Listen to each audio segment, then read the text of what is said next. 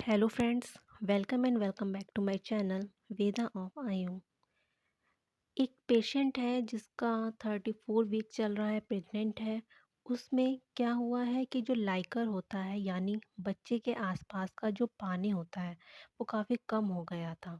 तो फिर उन्होंने 10 डेज़ के बाद वो रिपोर्ट शेयर की जिसमें उनका लाइकर बिल्कुल ही ख़त्म हो चुका था। तो ऐसा क्यों हो जाता है? और ऐसी कंडीशन में हमें क्या प्रिकॉशंस लेना चाहिए, क्या करना चाहिए, इस बारे में हम लोग डिस्कस करेंगे। तो सबसे पहले यह है, जो बच्चा है वह हमारे पानी का एक थैली में होता है जिसका कि आप सब लोग जानते हैं। वो क्या होता है, वो अंदर ही उसे पीता रहता है और यूरिन के थ्रू निकालता रहता है और हमारे ब्लड से यह फ्लूइड बनता रहता है, ठीक है।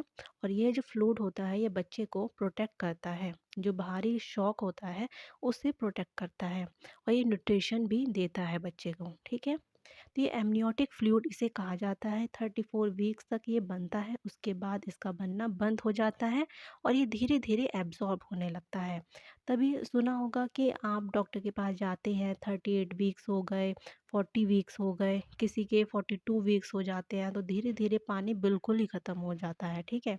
तो डॉक्टर क्या कहता है कि बच्चे के आसपास जो पानी है वो बिल्कुल भी नहीं बचता है।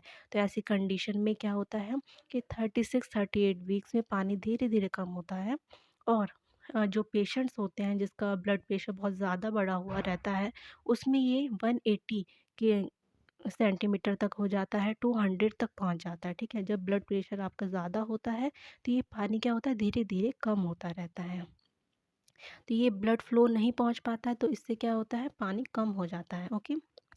तो ये जो होता है हमारा, ये धीरे धीरे बिल्कुल ख़त्म हो जाता है। तो ऐसी कंडीशन में क्या होता है, कभी कभी 30 वीक्स तक जो लाइकर है वो बिल्कुल भी नहीं बचता है, तो बेबी की ग्रोथ एकदम स्टॉप हो जाती है।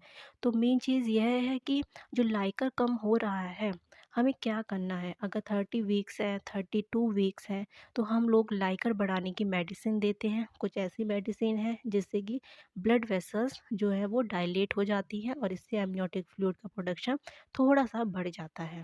कई बार हम लोग बाहर से भी देते हैं कुछ चीज़ें, लेकिन हमेशा उससे बढ़े ये ज़रूरी नहीं है। तो इस कंडीशन में या तो डॉक्टर कहता है कि आप रेगुलर विज़िट करिए या फिर इसमें अल्ट्रासाउंड कराइए आप कि फ्लूइड एकदम ही कम तो नहीं है। अगर एकदम कम हो रहा है तो उसमें आपको क्या कराना होगा, उसमें सिज़ेरियन की सलाह देते हैं।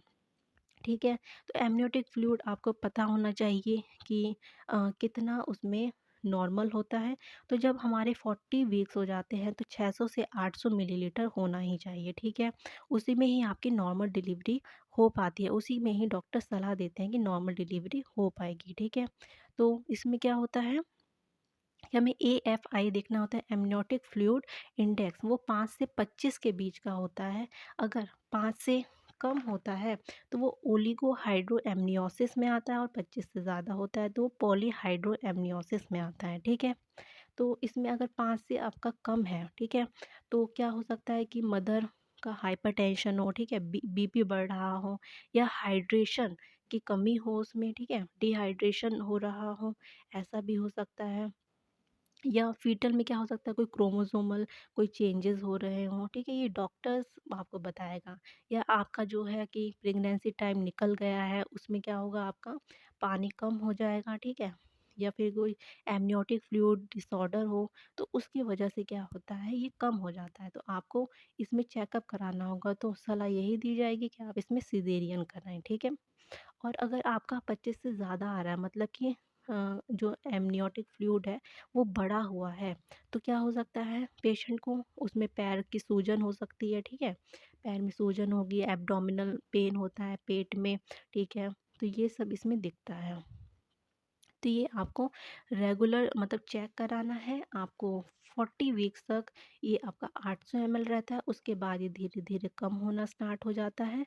तो आपको देखना है कि ये 5 से कम ना हो, ठीक है। 5 से 25 के बीच में रहेगा AFI तो ही नॉर्मल है। तो आप अपने डॉक्टर से सलाह ले सकते हैं। Thank you.